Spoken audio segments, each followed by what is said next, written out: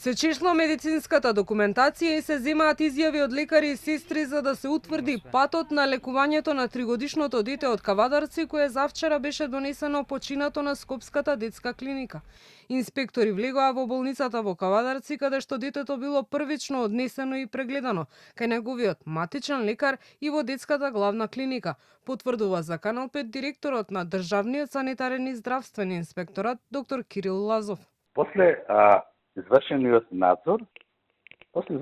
надзор, како што спомнав, ние ќе ја констатираме состојбата и доколку има потреба, ние како Државен санитарен и здравствен инспекторат ќе дадеме предлог за формирање на стручна комисија која што понатаму ќе треба да утврди дали имало пропусти во текот на лекувањето.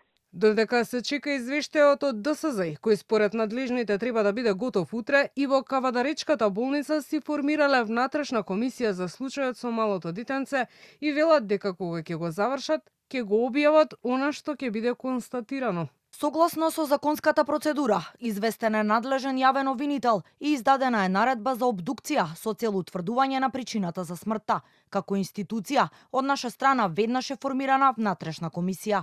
Во меѓувреме, родителите на 3-годишното дете обвинуваат дека докторката во Кавадарци не направила добра проценка и не ги пратила со итна помош во Скопје.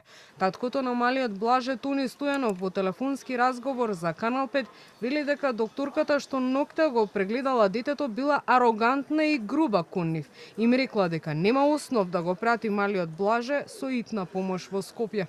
Мојот син се водеше како дете со Даунов синдром. Беше малку слабо, но не беше болно. Деновиве не беше ниту настинато.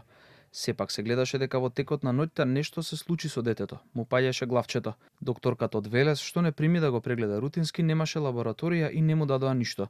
Молевме за возило на итна помош, но докторката ни каже дека имало автобус за Скопје во 15 за 8. Со викање не избрка. Не знам како не ми дојде на ум да ги молам директно во службата за итна помош. Ќе си платев, можеби така ќе си го спасевме детето, бидејќи лично возило немам. Дали сега кога моето дете почина во рацете на мајка си на пат кон Скопје во такси, има основ за медицинска помош. Срамота и греота е. Инаку, додека родителите веруваат дека докторите не ја процениле добро состојбата на детето и направиле грешка, од обвинителството велат дека го чекаат извештајот од судска медицина за да утврдат дали има сомнеж за кривично дело.